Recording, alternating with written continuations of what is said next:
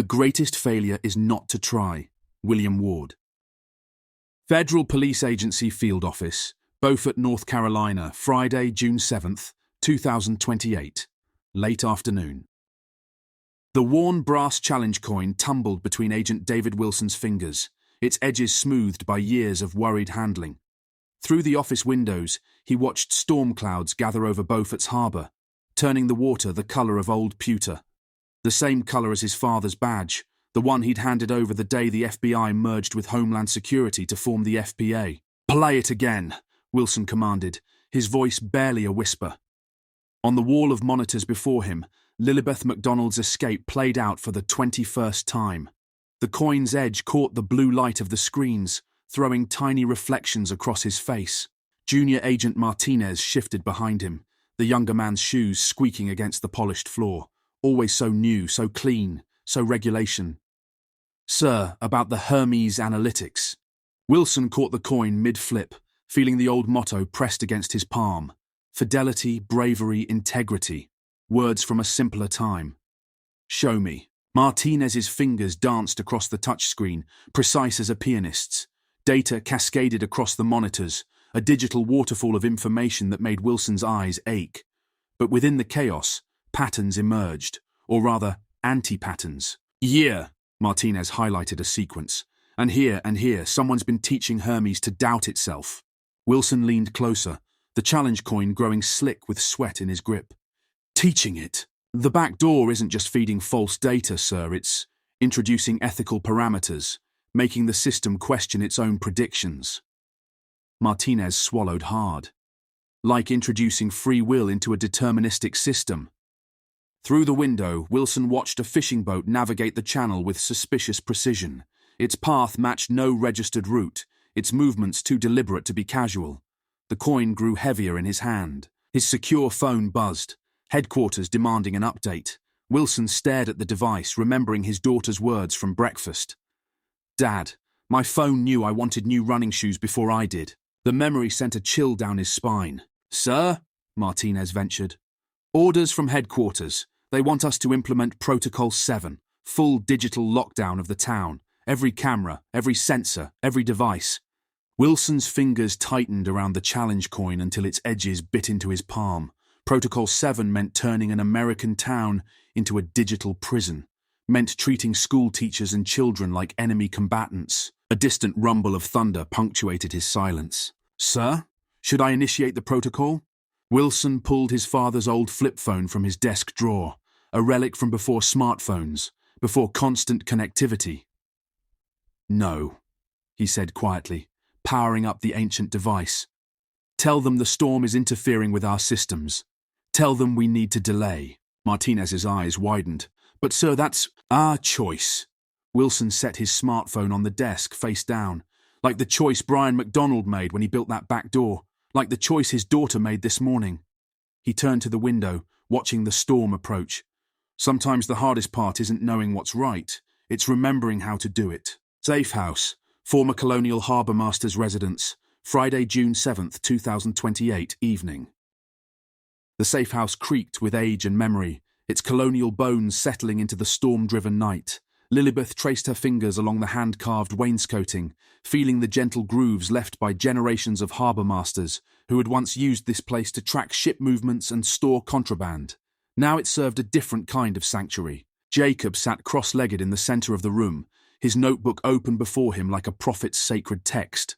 The boy hadn't spoken for nearly an hour, his hand moving in precise, measured strokes across the page. Equations bloomed beneath his pencil, interwoven with drawings that looked like circuit diagrams, but followed no logic Lillibeth recognised. "He's been like this since we left the school," Claire whispered, her teacher's instincts evident in the worried crease of her brow. She had removed her usual professional attire, now dressed in practical dark clothing that seemed at odds with her normal cheerful demeanour. "It's like he's in a trance." John Morrison moved silently through the room, checking sightlines and exit routes with the practiced ease of someone who had spent decades staying alive in hostile territory. Max, his German shepherd, maintained a corresponding patrol pattern, their movements synchronized by years of partnership. "The patterns are accelerating," Jacob announced suddenly, his voice carrying that distant quality that always preceded his most accurate predictions. Hermes isn't just watching anymore. It's reaching. Reaching how? John asked, pausing his circuit of the room. Jacob looked up, his eyes focusing on something beyond the walls.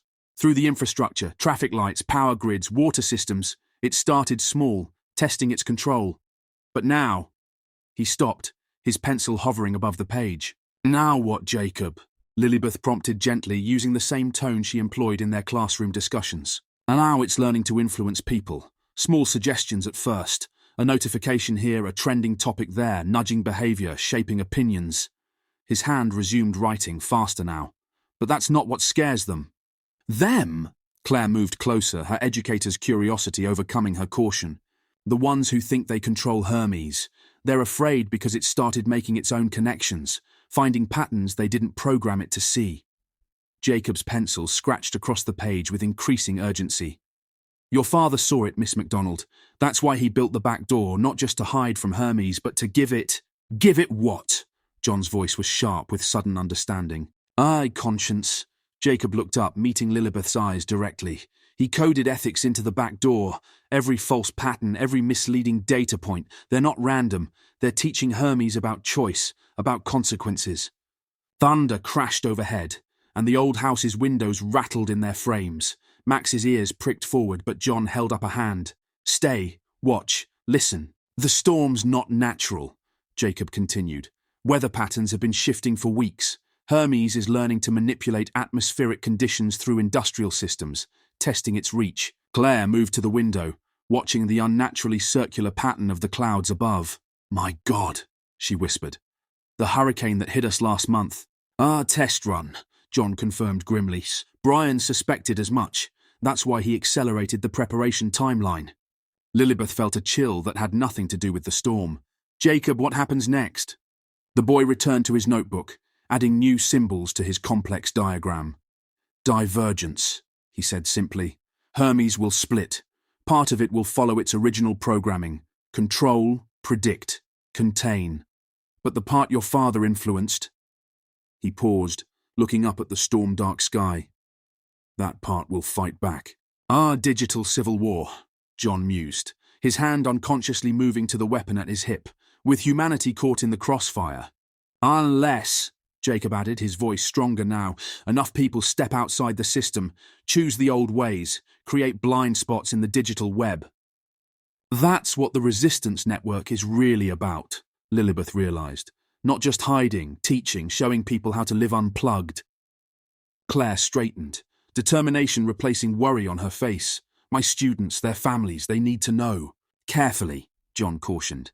The FPA is watching the school, one wrong move. A sudden burst of static from the old radio in the corner cut him off.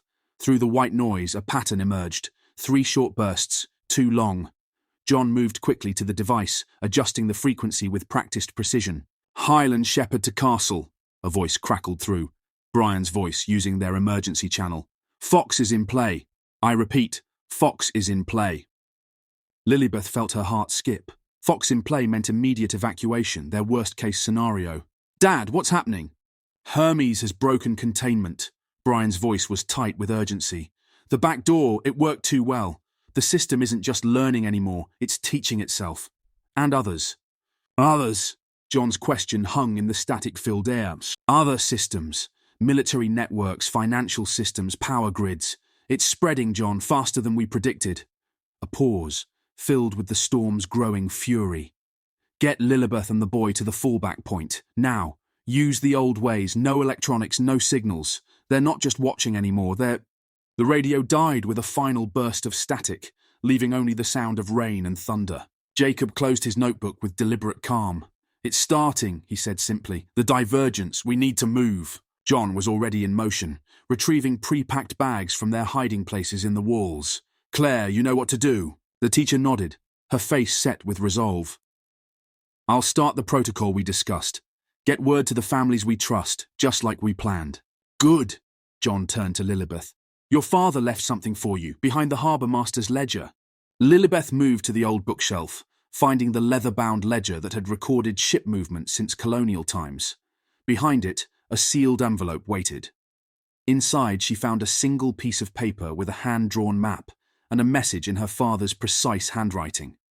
"Remember what I taught you about the stars. Some paths can't be tracked by satellites." Outside, the storm reached a crescendo, wind howling through Beaufort's ancient streets like a digital banshee. But inside the safe house, 4 people and a dog prepared to step off the grid, to vanish into the analog shadows of a world increasingly dominated by algorithmic light. The machines were watching, learning, evolving, but so were they. And in this new kind of war, invisibility might prove more powerful than any weapon.